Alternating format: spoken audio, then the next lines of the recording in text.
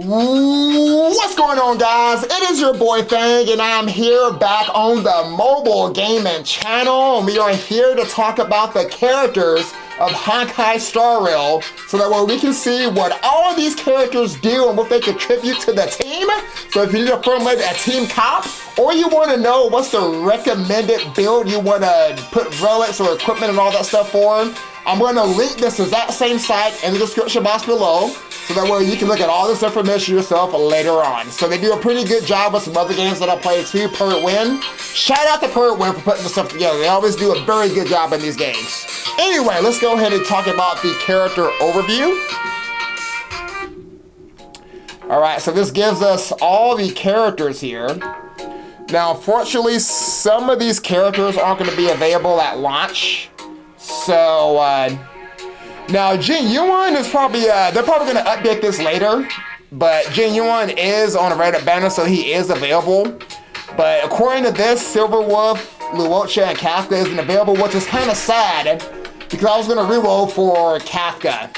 When it comes to rerolling in these games, I like to reroll for a character that I like based on how they look. I don't care about the kit. I'll go for either the waifu, never a husbando, I don't care. But we got a lot of interesting characters here. So we got all your elements. We got physical, fire, ice, lightning, wind, quantum, imaginary. This is light and dark. And then I don't know what all this stuff is, but anyway, let's go ahead and take a look at these characters, guys. So let's start with the 5 stars, because I kind of determine who I'm going to reroll for. So we have a few 5 stars. So let's look at Bailu. She's a lightning abundance character. Now what this site does, along with their profile, it gives you their skills. I don't know what all this stuff is, by the way, but traces. So you get their traces, whatever that is, their Eidolon, stats and ascension, review, build, lore. So along with their profile, we get their skills, traces. I'm assuming these are like perks, probably for duping them probably. Eidolon, I don't know what that is. And it gives you all their max stats. So all we're going to do in this video, guys, is kind of just take a look at their skills, essentially. Alright, so Bailu deals lightning damage equal to a percentage of Bailu's attacks to a single enemy.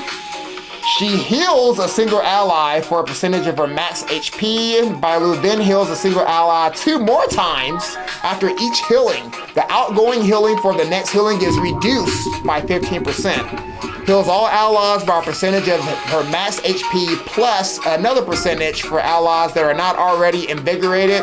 Bailu invigorates them for those who are already invigorated. Bailu makes their invigoration last 1 more turn.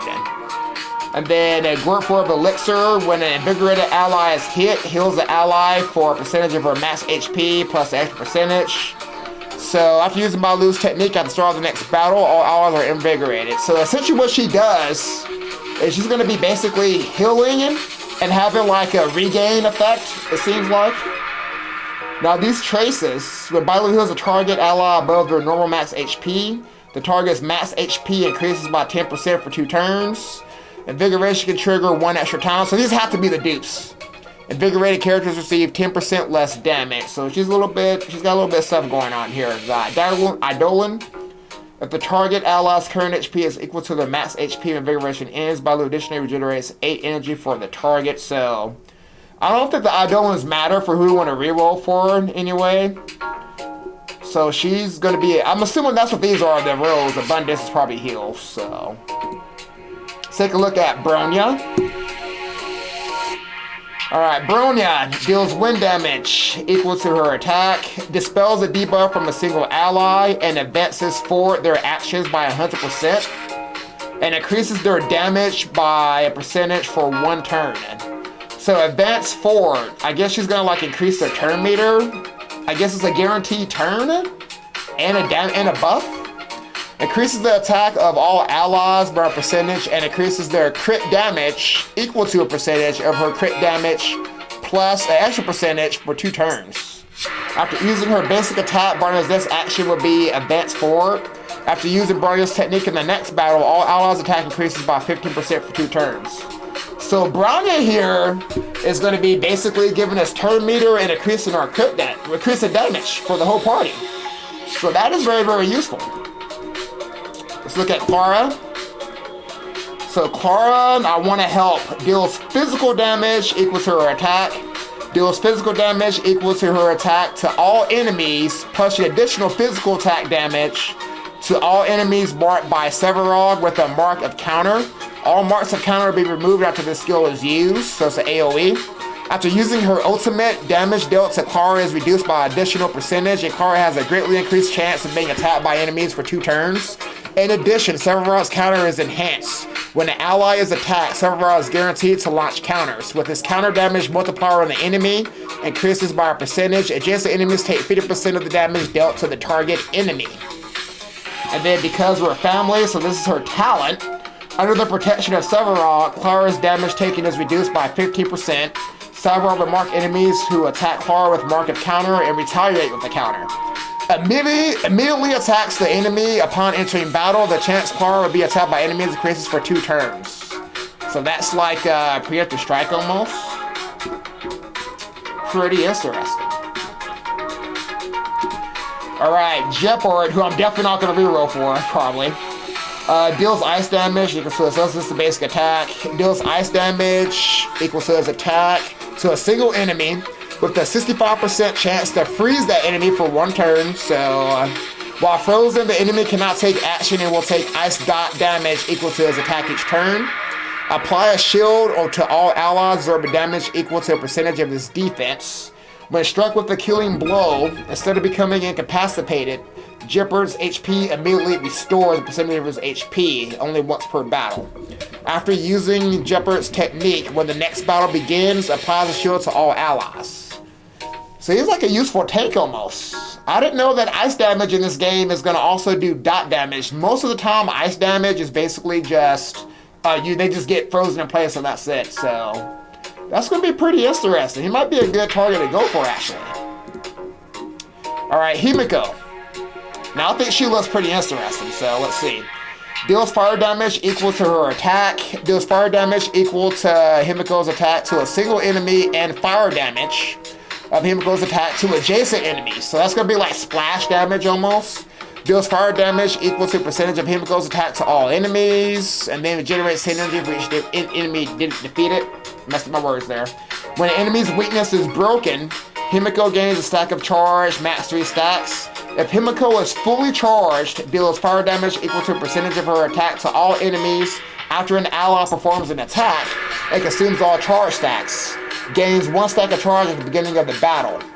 After using Himiko's technique, use a satellite beam to create a burning zone that lasts for 15 seconds. When entering battle, the burning zone is there for 100% base chance to increase fire damage. So Himiko is basically, she can do an AoE, splash damage, and then she can increase fire damage. So that's going to be pretty useful. Alright, we'll look at Jin Yuan because he is available. So Jin Yuan deals lightning damage equal to his attack, deals lightning damage equal to a percentage of his attack to all enemies, and increase lightning lord's attack count by 2 for the next turn. Deals lightning damage equal to a percentage of his attack to all enemies and increase lightning lord's account for 3 turns. So he has 2 AoEs. I didn't realize, guys, that this was the ultimate on the 3rd skill. So basically he's an AoE, and whatever the Lord is, he increases their attack count for a percentage of turns. Oh my god. Okay, so summons Lightning Lord at the start of the battle. Lightning Lord has a 60 base speed and 3 base attack count, which you can increase with his basic attacks. And his attacks are considered follow-up attacks. Each count of Lightning Lord's attacks deals lightning damage equal to a percentage of his attack to a single enemy whose adjacent targets also receive lightning damage equal to 25% of the damage dealt to the main target. The Lightning Lord's count can reach a max of 10. Every time Lightning Lord's count increases by 1, its speed increases by 10 after the action ends. Speed and attack count returns to the base values. When Jin Yuan is knocked down, the Lightning Lord will disappear. When Jin Yuan is affected by a crowd control debuff, the Lightning Lord is unable to take action. After using Jin Yuan's technique, Lightning Lord's attack count the first turn increases by 2 after the next battle. So essentially, he's just going to be attacking a lot with the Lord. I'm assuming that's the little pet lion he has. So that's some information if you want to reroll for him then. Alright, we're not going to look at the unavailable characters. Look at Seal. Oh my god, get the ass out of here. Okay, Seal. Should we reroll for her? Deals quantum damage equal to her attack. Deals quantum damage equal to her attack to a single enemy. And gains 25% speed for 2 turns. Seal enters the buff state and deals quantum damage equal to Seal's attack to a single enemy. So a single target increases her speed, attacking really fast.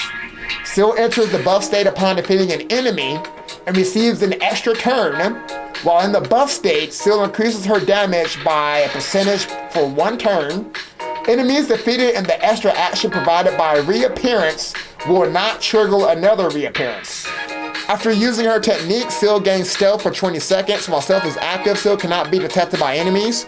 When she attacks enemies to trigger combat, Seal will immediately enter the buff state. So, honestly, between her and Jin Yuan might be better.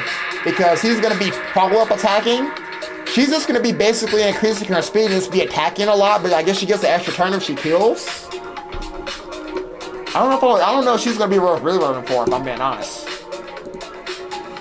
This is a good single target DPS. Alright, so Trailblazer Fire. So that's the main character. Let's see. Fire. Consumes 4 stacks of Magma Will to enhance basic attack, dealing fire damage equal to a percentage of the Trailblazer's attack to a single enemy, and fire damage equal to adjacent enemies. Shows basic version. Deals fire damage equal to a percentage of Trailblazer attack to a target enemy and gain 1 stack of Magma Will. Oh, so that's like an enhanced thing, okay. When the skill is used, increases Trailblazer damage reduction by a percentage and gains 1 stack of Magma Will, with an additional 100% base chance to increase the likelihood of being attacked by all enemies for 1 turn, so that's a taunt. Deals fire damage equal to a percentage of her attack and an extra percentage of her defense to all enemies. The next basic attack will be automatically enhanced and does not cost Magma Will. So, Treasure of the Architects. Each time the Trailblazer is hit, they gain 1 stack of Magma Will for a max of 8 stacks. When Magma Will has no fewer than 4 stacks, the Trailblazer's basic attack becomes enhanced, dealing damage to a single enemy and adjacent enemies. When the Trailblazer uses the basic attack skill or ultimate, apply a shield to all enemies that absorbs a percentage of her defense. Wow. At the start of the next battle, gains a shield that blocks damage equal to 50% of the Trailblazer's defense plus 160 for 1 turn. I ain't gonna lie, her kit looks really freaking good, and she might pair well with Himiko. It's basically the same as that thing, but she's a tank. Okay, we got 3 more characters. So this is the physical Trailblazer. This is all basic, it looks like. So deals physical damage equal to her attack to a single enemy. Choose between 2 modes to deliver a full strike. Mode 1, physical damage to a high percentage of the Trailblazer's attack to a single enemy. Mode 2, a less percentage of a chance to the attack to a single enemy, and a physical damage equal to adjacent enemies. So I guess mode 1 is just a very good high DPS skill. Mode 2 is if you want to attack like an AoE splash damage. So each time the Trailblazer inflicts weakness break on an enemy, the Trailblazer's attack increases by a percentage, can stack up to 2 times. Immediately heals all allies for 50% of their respective max HP. So that's a good basic build for the main character. Okay, well, so deals light damage to his attack, slashes 3 times, each dealing light damage equal to the percentage of his attack to a random enemy. On hit, there is a 65 to 77% chance to reduce the enemy's speed. Deals light damage equal to a percentage of Will's attack to all enemies. There is a 100% chance for enemies hit with this ability to be imprisoned. Imprisoned enemies have their actions delayed and speed reduced. If the enemy hit is already slowed, it deals additional light damage to his attack. After using Welt's technique, create a small black hole zone that lasts for 15 seconds. Enemies who enter this area have their movement speed slowed. Upon entering battle in the black hole zone, there is a 100% chance for the enemies to become imprisoned. Okay, so not bad. He's got some extra stuff going on there. And then we got Yanking. So we got deals ice damage equal to a percentage of attack to a single enemy and activates empathetic sword link for 1 turn. Increase Yanqing's crit rate by 60% when the episodic sword link is active. Increase Yanqing's crit damage by an extra percentage for 1 turn before dealing ice damage equal to a percentage of their attack to a single enemy. When empathetic sword link is active, Yanqing is less likely to be attacked by enemies. Yanqing's crit rate increases by a percentage, and their crit damage increases as well. After Yanqing's attacks an enemy, there is a percentage of a fixed chance to perform a follow-up attack, dealing ice damage equal to his attack to the enemy, which has a 65% base chance to freeze the enemy for 1 turn.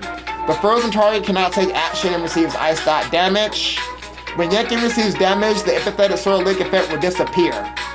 So, that was very complicated, but essentially, along with the crit rate and crit damage increase, when he links to an enemy, he avoids being hit by enemies, and then he can follow-up attack while having a chance to freeze them. So that sounds pretty broken. And then Master Fencer over here on the right, after using this technique at the beginning of the next battle, Yanqing deals 30% more damage for 3 turns to targets whose current HP is equal to or higher than 40% of Yanqing's max HP. Wow, okay. That looks pretty damn broken. I want to say out of all their kits, it seems like, because Himiko and the Trailblazer Fire is going to pair very well together, but out of all the banners, I mean, Scylla's just going to be a basic DPS. I'm sure she's going to be strong. But Jin Yuan is going to be a good AoE follow-up DPS. So if you want to farm stuff in the game pretty fast, you might want to go for Jin Yuan. Now, if you go on the standard banner to get these other characters, I'm assuming, I'm not going to lie, between Yanqing looks pretty useful. That looks, she's pretty broken. I mean, if you want a good support unit, you can probably get Bronya to increase your, what was it again? Because she's increasing your actions and she's giving you an attack buff. So honestly, if you're going up against a whale, having Bronya, Yanqing, I mean, you got to get a healer obviously somewhere, but wow, that's pretty crazy with Bronya and Yanqing. Now, these other units like Baoyu, Clara, I mean, Jeopard if you want to freeze, but I mean, you can probably pair Jeopard with Yanqing somehow. But Baoyu, Clara, Jeopard, and then Welt. I mean, Welt can also probably fit in your team comp too, but I want to say the reroll targets for your 5-star. If you want to get like a very head start, Bronya or Yanqing. That's going to be good.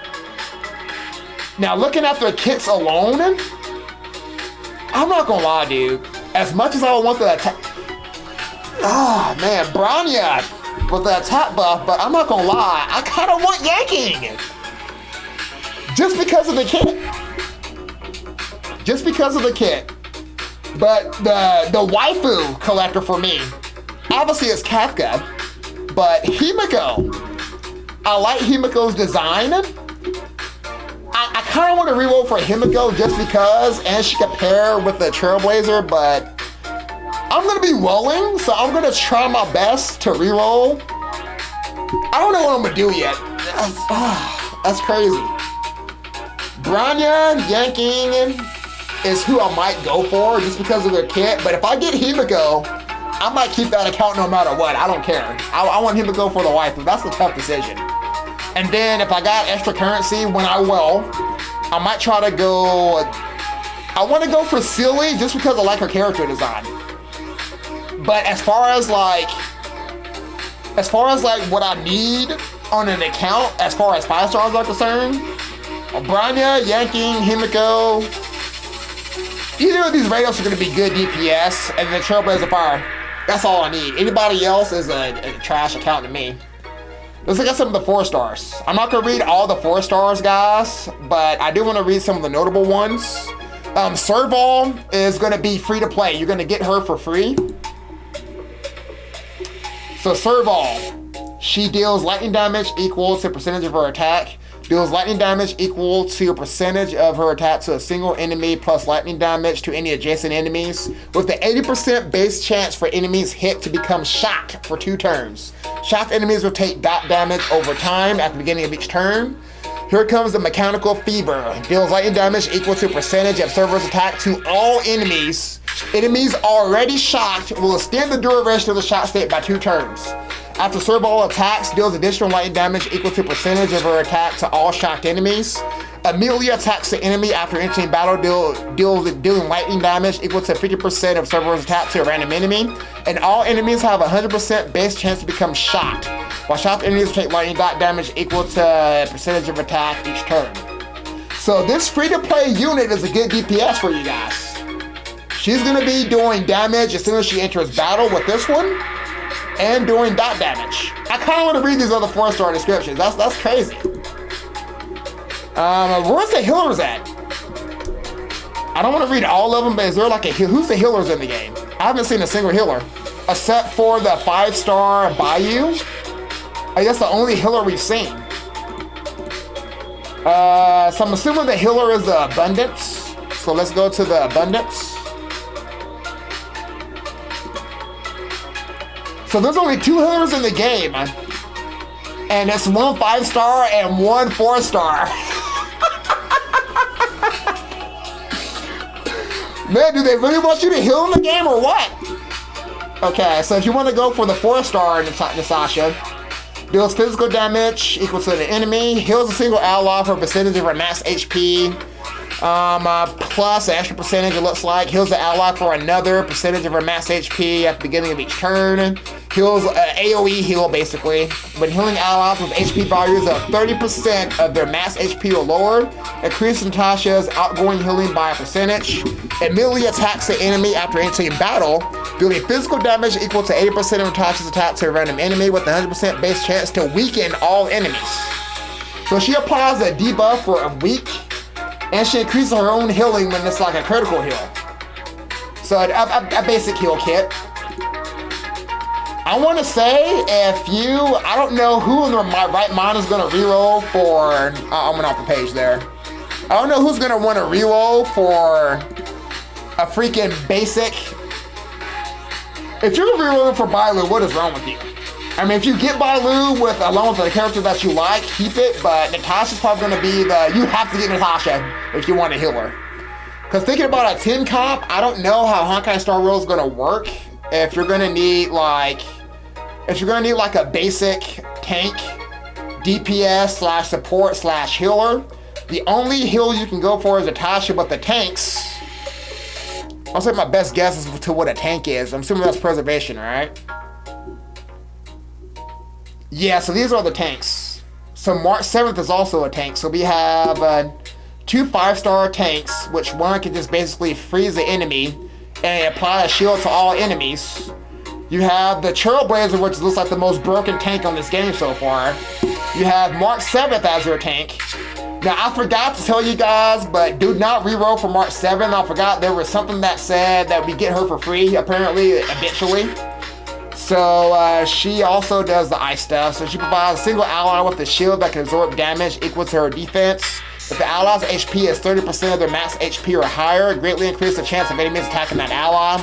Deals ice damage equal to March 7th's attack to all enemies. On hit, the enemy has a 50% base chance to be frozen. After a shielded ally is attacked by an enemy, she does a counter. Immediately attacks the enemy after entering battle, and she has a chance to freeze the enemy, it looks like. So you can get March 7th free to play. So if you want to do a tank / heal / 2 DPS build in the game, you either need to reroll for one of these tanks or wait until you unlock March 7th for free. And if you want to get a healer, then your only choice is the kind of pretty much Natasha, unless you're going to reroll for Bayou, which is stupid. And then everybody else is the DPS. So I don't really know, do the characters more with this? So I don't know what this stuff is. No, elements do matter. So looking at everything,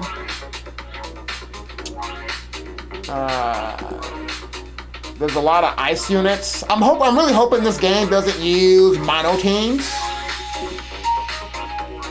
So I guess, because I'm probably going to end up, me being a whale, I'm probably going to end up with every 4-star character anyway. So I'm trying to see which 4-star characters, I guess, I guess I want to see which 4-star character looks the coolest, I guess. Based on their character portraits, I'm not gonna lie, Arlen, Quick Q, and these two at the bottom look pretty interesting, but they're all lightning, essentially. Let's take a look at Arlen. So Arlen deals lightning damage equal to percentage of his attack, consumes Arlen's HP equal to percentage of his HP to deal lightning damage.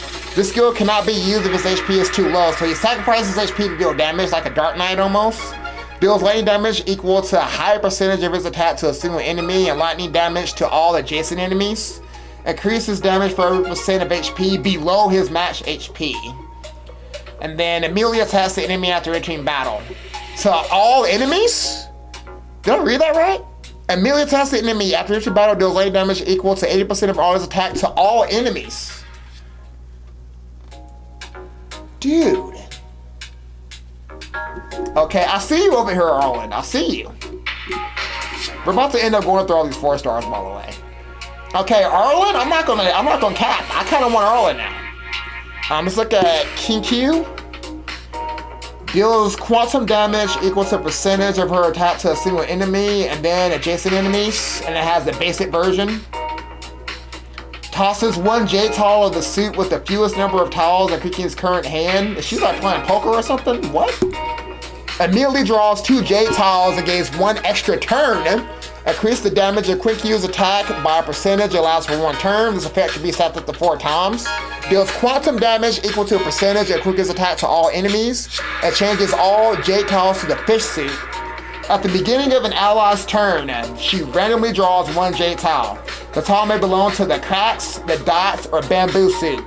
Up to 4 tiles may be held at one time. If Quick Q holds 4 tiles of the same suit at the beginning of her turn, she will use up all towers and enter the concealed Kong state and improves her attack by a percentage and enhancing her basic attack. The concealed Kong state will terminate after an enhanced basic attack has been performed. And after using that technique, Quick Q draws 2 J tiles when the battle starts. So based on this enhanced version for her basic attack, to get that, you need to get 4 tiles of the same one. So it's kind of like a poker random thing almost. Now let's look at these 2 at the bottom and then we'll be done. So this is Su Shang. So physical damage dealer, she deals physical damage equal to her attack to a single enemy. In addition, after the final hit, there is a 33% chance to trigger Sword Stance, dealing additional physical damage equal to a percentage of her attack to an enemy. If the enemy has weakness break, Sword Stance is guaranteed to trigger. Deals physical damage equal to a percentage of her attack to a single enemy and immediately advance forwards her action, so she gets another turn after her ultimate. In addition, her attack increases by a percentage and uses her skill, has 2 additional chances to trigger Sword Stance. When there is an enemy with weakness break on the field, her speed increases, immediately attacks the enemy after entering battle, deals 50% of her attack to all enemies. So she's another AoE unit. Interesting. And then we got Ting Yuan. So she deals lightning damage equal to a single enemy. Increase the attack of a single ally by 25% or 55% chance. I fucked up the description, guys. I'm sorry. Increase the attack of a single ally by a percentage up to a value no greater than a percentage of her current attack and blesses the ally. The blessed ally deals additional lightning damage equal to percentage of her attack when hitting enemies for 3 turns. Bless is only effective on the most recent Ting Yuan skill. Regenerates 50 energy for a target ally and increases their damage dealt for 3 turns. Upon hitting the enemy, Ting Yuan deals extra lightning damage equal to a percentage of her attack of the blessed character. Ting Yuan immediately regenerates 50 energy upon using her technique, so she's going to be buffing so she's another buffer. I ain't gonna cap. That's useful. But alright guys, you guys can come here and look at the other 2 characters I didn't go over. But so far, pretty interesting. So, I really don't know who I want to reroll for. I'm torn. Because there's a lot of 4-star units that can do some of the same stuff. Like Bronya has the advance forward, but like we just read, Ting Yuan can advance forward too.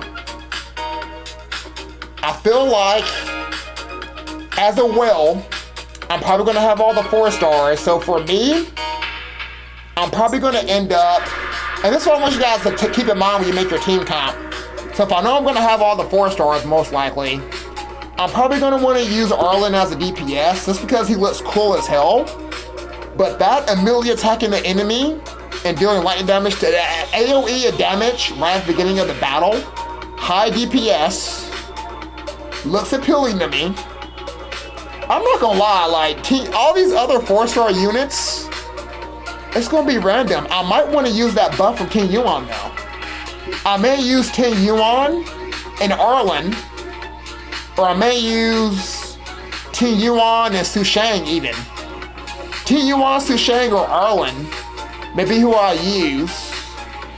2 of them anyway. If it's a fight that I need healing for, I guess I could throw in Natasha.